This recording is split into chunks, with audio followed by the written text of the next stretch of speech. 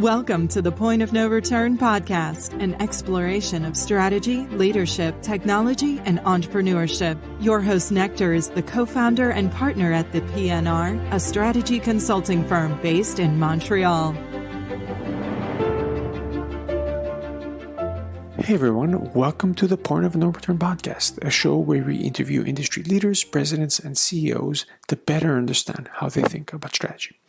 On today's show, I spoke with Andrew Boch, Chief Operating Officer at Busbud.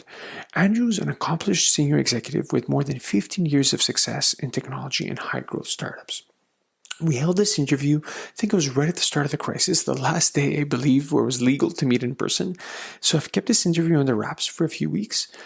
But it was still a great conversation because we spoke about some of the challenges that Andrew saw when he came to working remotely and some of the things that they were putting in place at Busbud to be able to ensure continuity of their operations. So some really good insights on his behalf. We spoke about working at tech startups, how he thinks about growth, performance management, notably OKRs, and digital advertising, notably customer acquisition and Google and Facebook in particular. Andrew was very generous with his time, super smart. I just want to thank also Richard, CMO at Busbud, for making the introduction. So with that, I hope that you enjoy today's conversation. So Andrew, first question I'd like to ask you is, what got you interested in the history of science? So I think a central question in the history of science is like, how do we come to know what we know? So as I was looking at different majors and, sort of sitting in on different classes, remember a professor was doing kind of a history of science overview, and a lot about sort of the ways in which we think oftentimes of knowledge as a bucket, where it's like, oh, we learn a new thing, we shove it in a bucket, and like we're constantly filling our bucket. But that in many ways, knowledge is much more of a flashlight, where we're looking at a given thing at a given point in time, and then a paradigm shifts, we start looking at something else. And in fact, it's not the case that the stuff that we, operate on today is a linear extension of the stuff that we knew before, but oftentimes it's sort of a paradigmatic shift from, we think about the world way A to we think about the world way B. And I think that sort of, I don't know, like the questions of how we know what we know were super interesting to me, and kind of looking at tech and looking at sort of progress through that lens, I think is kind of fascinating. Yeah, it's interesting because I find there's different ways to look, like you said, it's almost like different dimensions that could be superimposed. The one that kind of stuck with me is like knowledge is like a big sphere, and then like you can, if you're doing, let's say, some kind of like deep applied research, it's like really getting to like one tiny little edge of that surface and like some really deep understanding. If you're doing, let's say, your doctoral thesis on something, but it's like one tiny little sliver of like human knowledge that you can kind of unravel by going really deep. What led you after that to a kind of a diverse career in tech? Was it something that you always were interested in terms of like technology, its social impacts, or you kind of stumbled into it? Yeah, no, I mean, I was like, when I was in junior high and high school, like I was reading Wired magazine. I was, it was funny later on in my career, ended up working for a startup out of MIT. And one of the board members was Nicholas Negroponte. And like, that was a hero of mine growing up. He wrote, he founded the Media Lab. Manifesto, right? No. I don't know about that. Okay. But he founded the MIT Media Lab. Yes, he was, just a fascinating guy. And so I think like technology culture was always super interesting to me. Like I was, there was a magazine when I was a kid called like 321 Contact that was part of like a PBS TV show, but it had like programming exercises in the back page of it. So you'd like type in the programs that were, like written in BASIC on the back, and like make little video games, on like an old Apple II. And then, you get to kind of play with them, learn how to change them, and kind of, I guess it was playing with tech stuff from a very early age. I've always liked building things. Yeah. Did you always see yourself like working in like a safe corporate job, or you were more attracted to a young, dynamic environment like in startups? Yeah, I think definitely never really saw myself in a corporate job. Kind of always been attracted to, I think, new things that are sort of emerging, the building of things. I think oftentimes when I think about a traditional corporate job, I think about like the maintenance of something as opposed to the creation of something, which isn't entirely fair by any means. But I think in terms of just the the feel of it. I think that's always been more interesting. Yeah, it's kind of the certainty, uncertainty, avoidance curve, right? Like if you're in an early stage company, there's a lot more uncertainty, but it's because you're creating something that hasn't existed versus like the certainty curve of like, repetitive, improvement / maintenance. That's a good term. I'm going to steal that, maintenance of something that exists, that it's hit scale versus something that's not at scale yet. And I think like in a startup, you never have the excuse of we've always done it this way. And it's also, you don't have the burden of we've always done it this way. I think sometimes you can look at a large company and go like, oh, like it's just laziness or lack of creative thinking when somebody says we've always done it this way. But it's like, no, we've always done it this way. And actually like there's a whole series of like systems and, sort of consequences attached to how this thing has been done. And so making a change actually has substantial fallout. Whereas in a startup where something has never been done anyway before, you have a lot more leeway and a lot fewer sort of like unseen consequences that you have to deal with, at least in the moment, from those choices. Though inevitably you end up living with the unseen consequences of choices you've made, right? Yeah, particularly I think in tech startups, kind of the motto of like, well, because we're doing it in a new way, we're not tied to these past conventions, right? So you're able to innovate and find new ways. And, sometimes I guess people get made fun of because it's like, okay, well, you're not going to reinvent, let's say, office space, like as you can see, it's like, well, it's not really a tech company. It's just like office rentals without naming the company, which I think everyone can guess. But it does come with this kind of like novel approach sometimes, right? That you mentioned. So you spent most of your career working in tech startups, and are there any particular experiences in any of those tech startups that for you was influential, that had an impact on your career? I think each one of them has been a super interesting learning experience. After I left college, actually while I was in college, I worked at a tech startup right during the first sort of tech boom. So in 2000, I'd taken the summer to work like as an intern at a small financial services tech startup.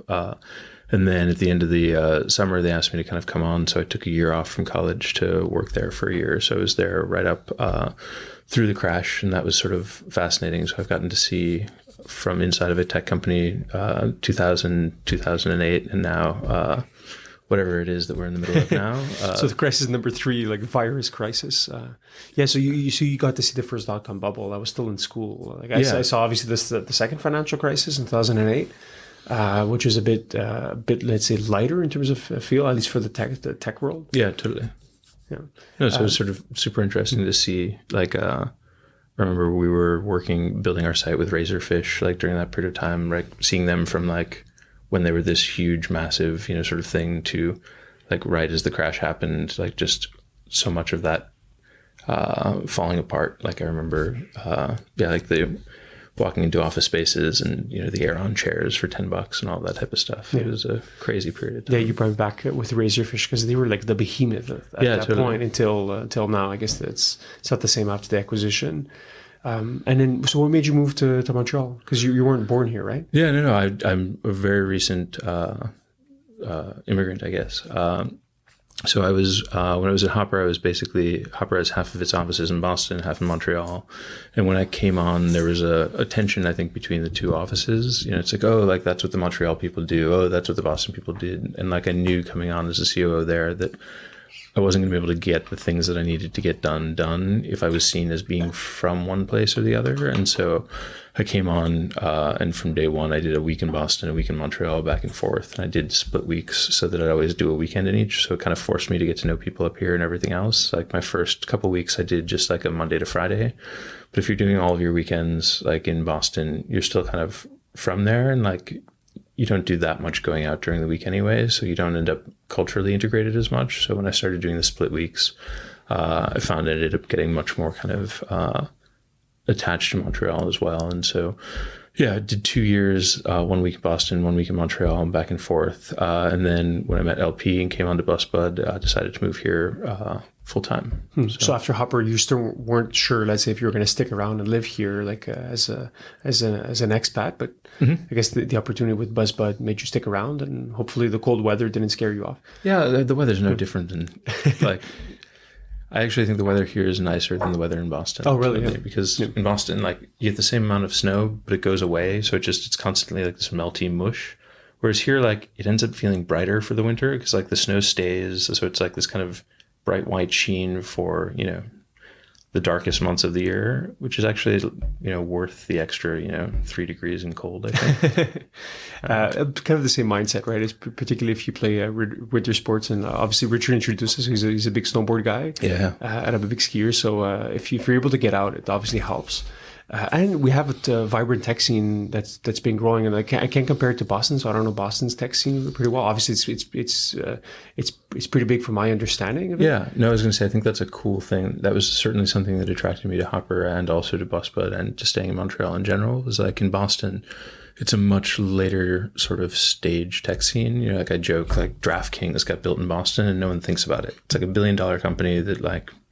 It's like people forget its name sometimes. Like nobody knows where its office space is.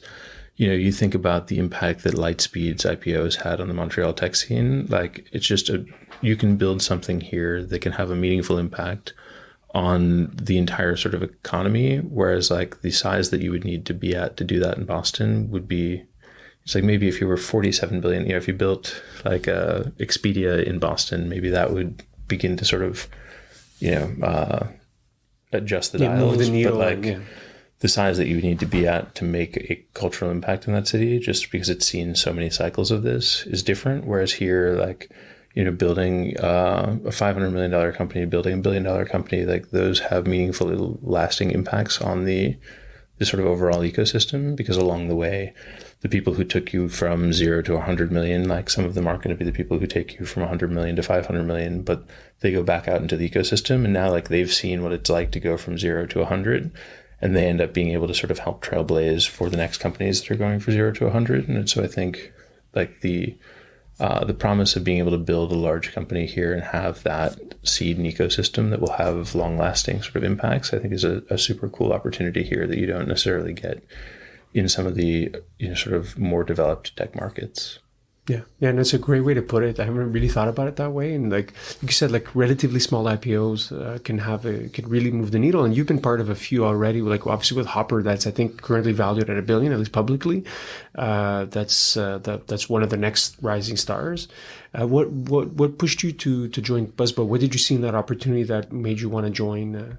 Yeah, I think it was another sort of example of something that could go from a relatively sort of small stage now to a much sort of bigger stage over time. I think the market that it's serving is largely untouched. Air, like Hopper had a super unique hook into it, and I think they are doing very well on the basis of that hook. But you end up playing in a field that has Expedia, that has Booking, that has Ctrip.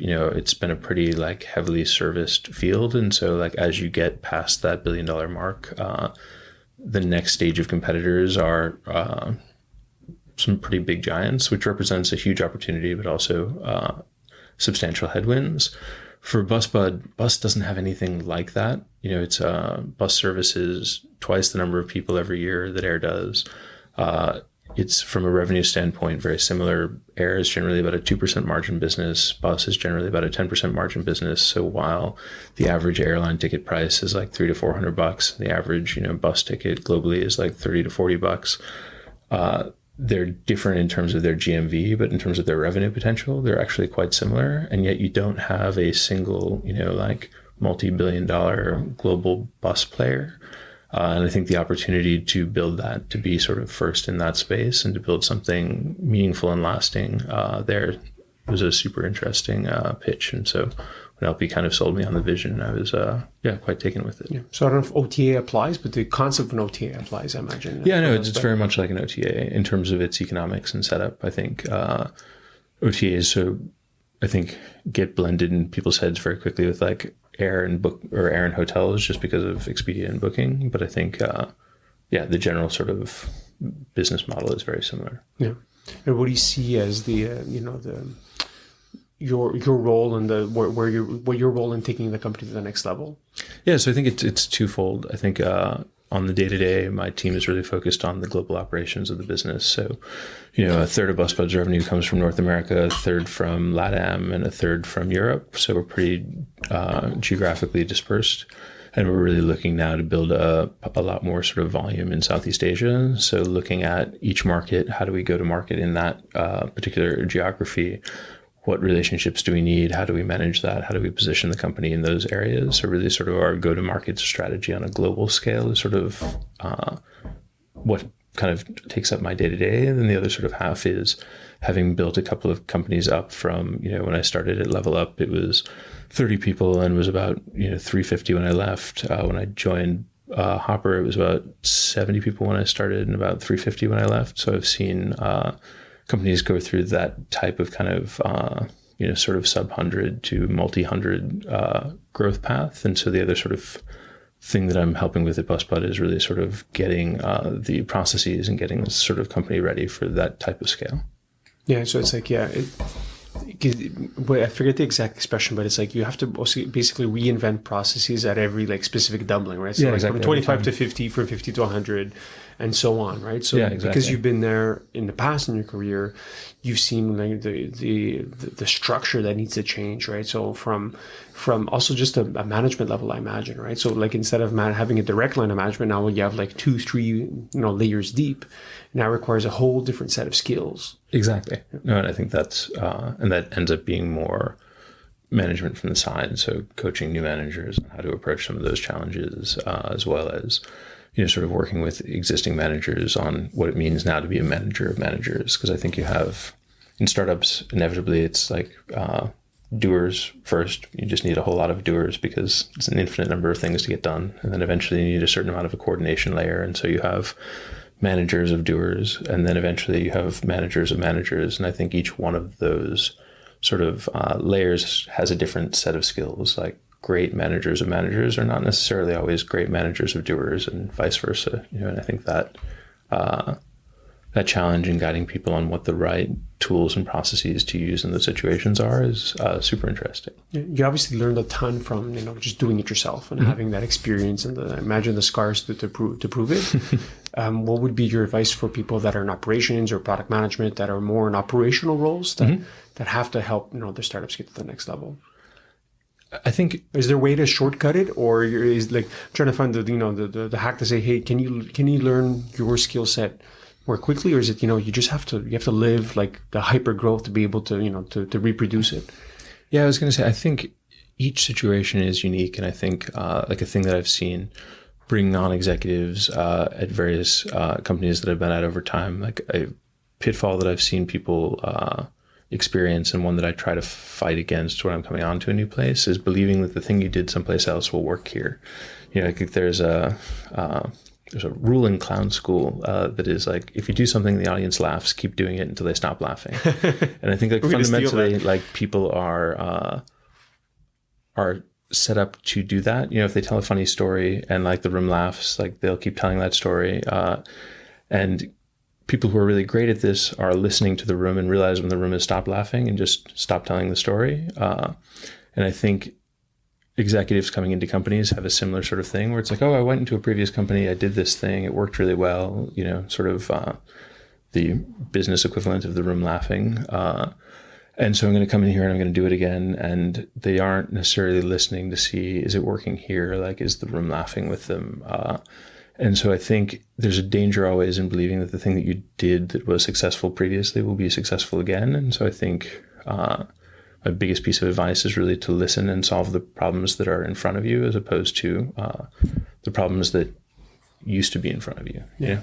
How much in your role would you say you focus on people challenges versus business challenges? I know those are tough, like they're tough to segment, but like, like you said, managing the team, making sure that, the proper policies in place versus like making sure, the technologies being, the tech teams are working at full capacity, they're talking to their marketing counterparts, et cetera, et cetera. Mm-hmm. Do you look at it that way, or is that the wrong lens to approach your role? No, I guess I look at it like, if you solve the people problems first, the business problems get much easier to solve, or at least much more interesting. Like if you've got really good people in place who are sort of working on those pieces, the things that then bubble up to you end up being kind of at the idea level and at the strategy level, as opposed to at the like fire level.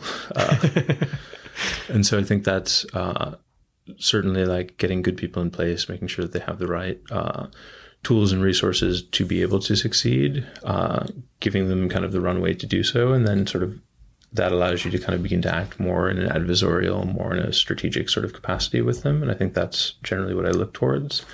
The other thing I like to do with my teams pretty consistently is, at the quarter, at the year, sort of go like, all right, like imagine yourself at the end of the next quarter, imagine yourself at the end of the next year. Like, what are you going to wish you had done today? And sort of LP jokes with me that I like to just reverse engineer things a lot. And it is certainly, I think, how I look at a lot of process, which is like, all right, you want to end up, in place A, like what are the steps that are going to need to happen now for that to occur, and really sort of backing your way into a thing as opposed to, saying you sort of want to hit it and just running linearly towards it. Yeah, that's a neat way to look at it. Something we used back in my old life was OKRs. Is something that we use that very much. Absolutely. What do you see any? Because I see the benefits, but there are also some pitfalls. I'm curious as to like how you've adapted OKRs for Busbud. Yeah, I think OKRs are a great sort of method of getting a company aligned. I think one of the things that's best is if you can get them to kind of truly roll up, so that like you're at your highest level. Like you've got an objective, you got some key results. Those key results are somebody else's objectives. Those objectives then have key results. Those key results are somebody else's objectives, and you kind of cascade through the organization so that there are no orphan KRs. I think like the times when it goes truly wrong, or when somebody has a thing that they want to work on and like they end up developing like an OKR around that, but it doesn't really roll up into the rest of the organization. So you have this kind of orphan project that either like in its best case doesn't get resourced, or in its worst case does get resourced and pulls resources from what the organization as a whole is moving towards. And then when deadlines are missed or other things sort of don't end up as they're supposed to, somebody goes like, well, what were the resources being, sort of expended over here for? And I think that misalignment is always sort of a problem. I think the other thing like that's great about OKRs is like they're an open container in some way, where it's like, all right, here's the objective. Here's the way we're going to measure whether or not we've hit the objective. But if you aren't really good at sort of specifying your KRs and making sure that like the things that you want to get done are the ways you want to move that needle, you can end up, particularly if you have less experienced, say, product managers, working on those things, they may attempt to move that number in a way that wasn't at all what you intended. So being both very clear about sort of what the methods of approach that are sort of inbounds for moving that KR are important, as well as making sure that you're super specific on like how you really define that key result. Yeah, that's a great put it, right? Because if you want to look at people's behavior, just look at what they're incented to do. Yeah, absolutely. So that's kind of the interesting way to look at it. And how do you work with the CEO or LP in this case to ensure that CEO's vision kind of cascades down? You said like that's the important piece. So curious as to like any tips and tricks that you guys have learned to be able to like ensure that top-down alignment. Yeah, so I mean, we generally sit as a leadership team and work on those high-level OKRs for generally 1 to 2 weeks. Sort of before sort of your last month of the quarter, the first 2 weeks, we'll be working on the next quarter's pieces. We kind of get them pretty tightly aligned, then get them out to the rest of the teams, get their sort of OKRs sort of built out from there. And then right before the end of the quarter, we do a check to make sure that they all roll up. Inevitably, there's something that doesn't. You try to either, figure out why that's occurred and kind of debug it, or make sure that it doesn't actually happen and kind of gets edited out of the process. And then we roll those out to the teams, which is always one of those funny things. Like I'm somebody who doesn't like wasting people's time very much. And so I always find like you send out all the OKRs to the team, they've built them, we've gone through this sort of whole process. And then we do a process of re-explaining them all to the team, even though they're the people who built them, which some part of me always rails against. It's like, this could definitively be an email, and yet you do it as a meeting. And I think the thing that I've learned there is like when we poll the teams on like, which are the meetings that you like best, which are the things that like, keep you feeling most aligned, like those meetings rate incredibly highly. And so, it's one of those things where you sort of go like, your intuition is one way, but fundamentally like I'm operating with a very different level of context than, any given individual inside of the organization. And so what's going to feel time valuable to me versus what's going to feel time valuable to a given individual are going to be different. Yeah, and my experience, I feel, is as you move up in the organization, you spend your time repeating a lot of stuff. Yeah, absolutely. It's one of these sayings of repetition doesn't spoil the prayer. So unfortunately, you need to kind of do it a few times, and like you said, there's some judgment there.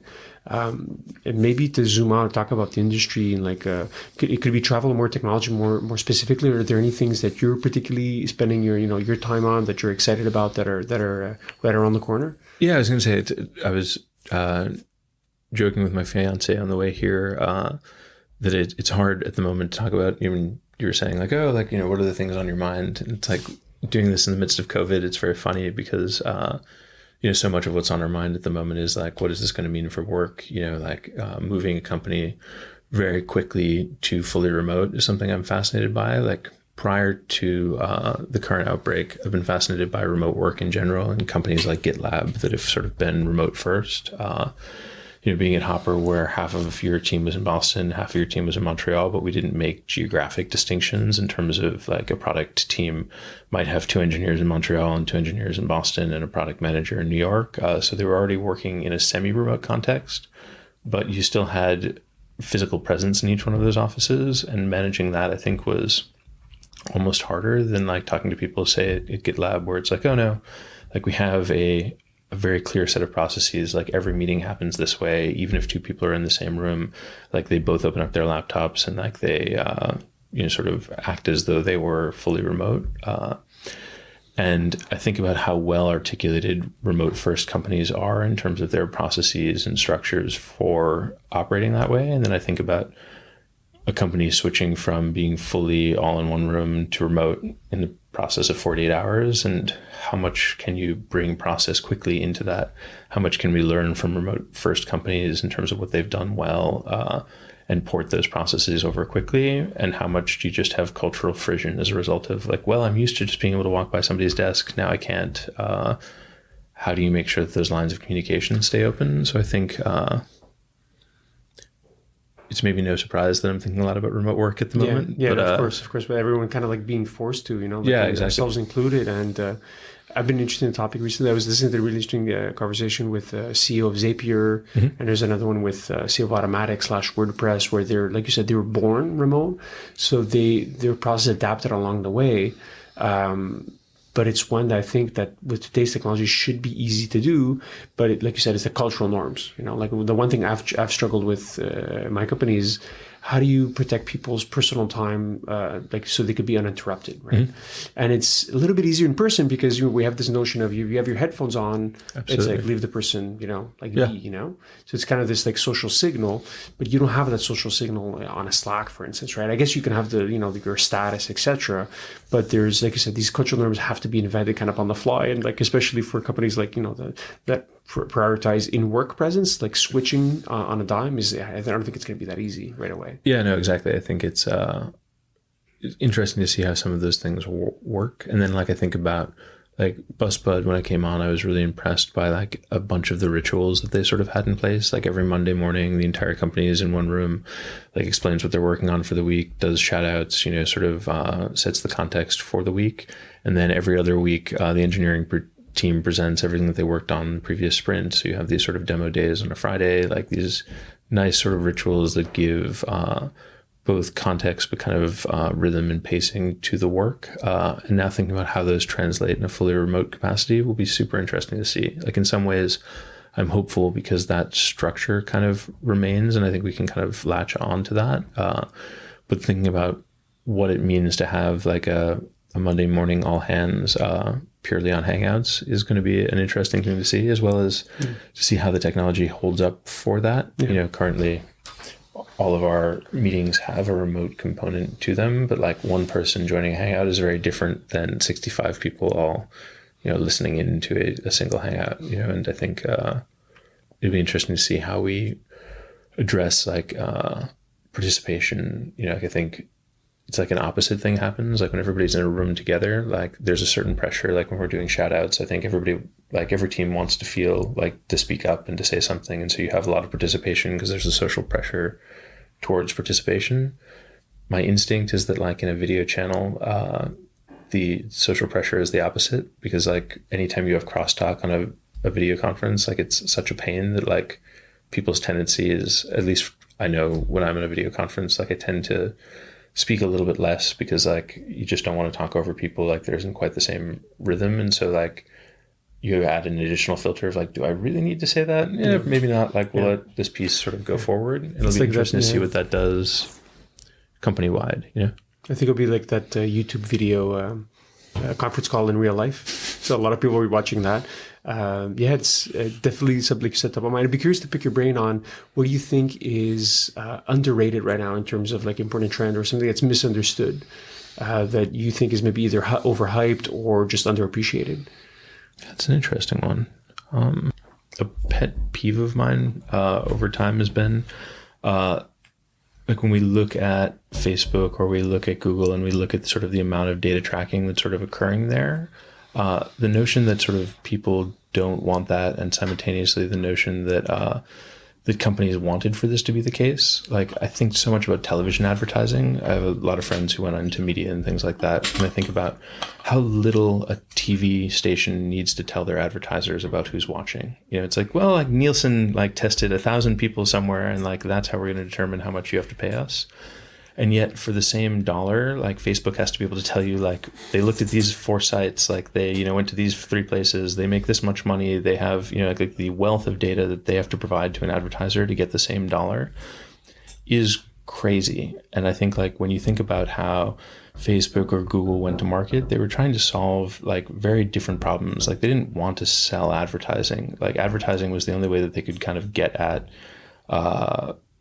revenues in order to be able to support these products that they had made. The advertising was like an unintended consequence almost. Yeah, or was like they couldn't find any other way to monetize it because people wouldn't pay for it. And I find like particularly when news organizations are beating up tech companies on that front, like I go like New York Times, like, you know how hard it is to get people to pay for something that is truly valuable, right? Like journalism is super valuable.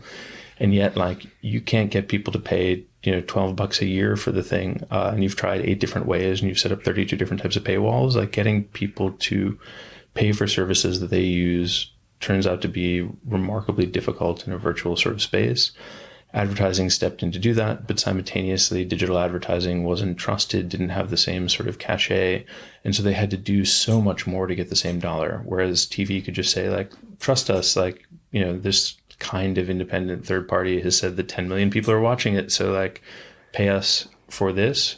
The amount of like showing the math that a tech company needs to do in order to be able to get that same, you know, sort of dollar for that user, like those two things are tied. And I think we think of it like Facebook created itself as a method to, you know, sort of capture all of people's information so that they could sell it to people. And it's like, no, they built a product that actually is super expensive to run and they needed to find a way to monetize it. And so they chose advertising, and advertisers weren't willing to pay them if they just said like, look, 10 million people come on my site a day. Like I will tell you as much about them as like, you know, CBS tells you about who watches NCIS. And the advertisers said like, no, we won't do that. We need more information. We need more information. And I think to see the drive as coming from the tech companies to provide that information and not from the advertisers to justify that spend, I think flips it on its head. Like we should be as upset with Coca-Cola as we are with Facebook. Like Coca-Cola is asking for those tools, you know, like Hopper is asking for like all of us are asked on the company side are asking for those tools.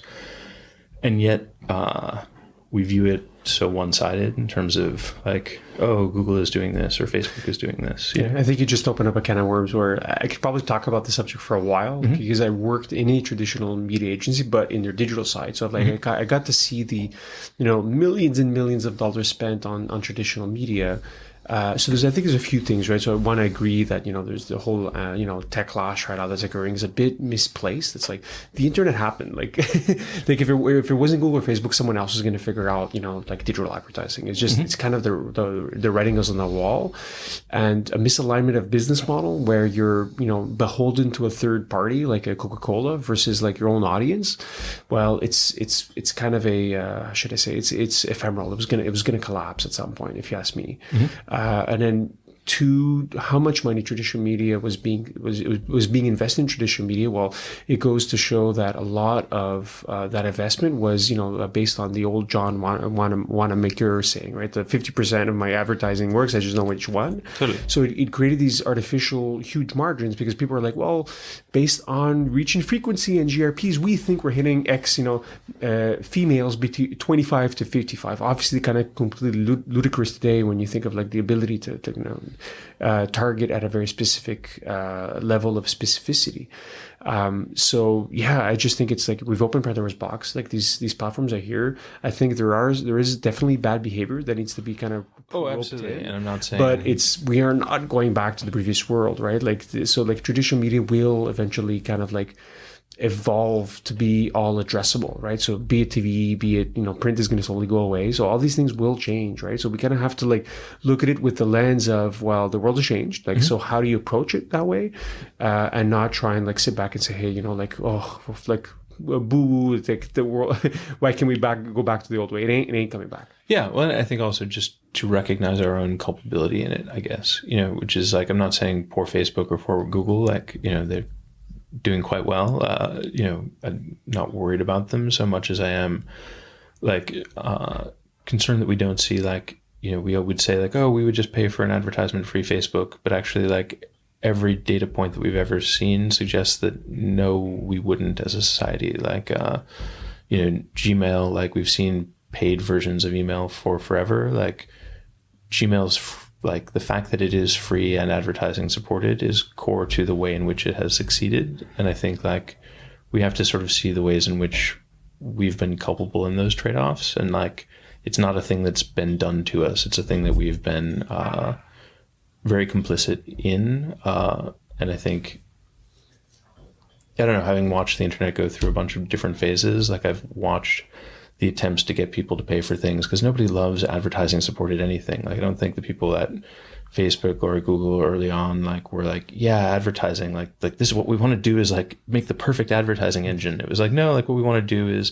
index all the world's information, or what we want to do is connect people. And it's like, oh, servers are real expensive. Like, how do we get those paid for? Like, how do we get our engineers paid for? And I think every one of them looked at like trying to be able to take money directly because it's so much more of a clean and honest transaction.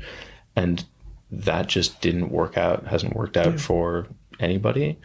And so advertising kind of stepped in. And then I think, I don't know, seeing both our culpability and like, we weren't willing to pay for these things. And so this is what has happened.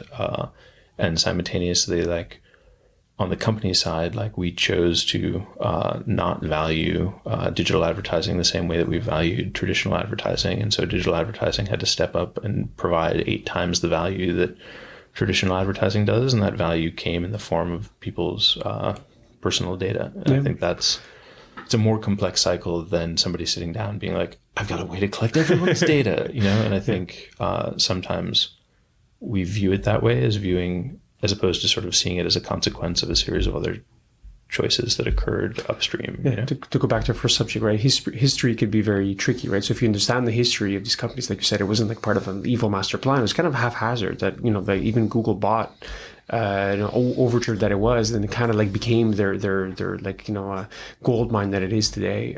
So yeah, it's definitely, I think a bull argument for these companies that you said in the long run, all these things are going to be kind of displaced to the current duopoly with the good and the bad that kind of entails with it. Yeah. Maybe to be respectful of your time, Andrew, this has been a fascinating conversation. But last question, where can people find out more information about you or about Busbud? Yeah, about me, I'm just on LinkedIn, Andrew Boch, and you'll find me there and connect me on LinkedIn there. And otherwise, if you want to find out about Busbud, busbud.com, great place to get your bus tickets for all of your travel. Awesome. Thank you so much. Yeah, thank you. Thank you for listening to the Point of No Return podcast. Don't miss an episode by subscribing on iTunes or Google Play.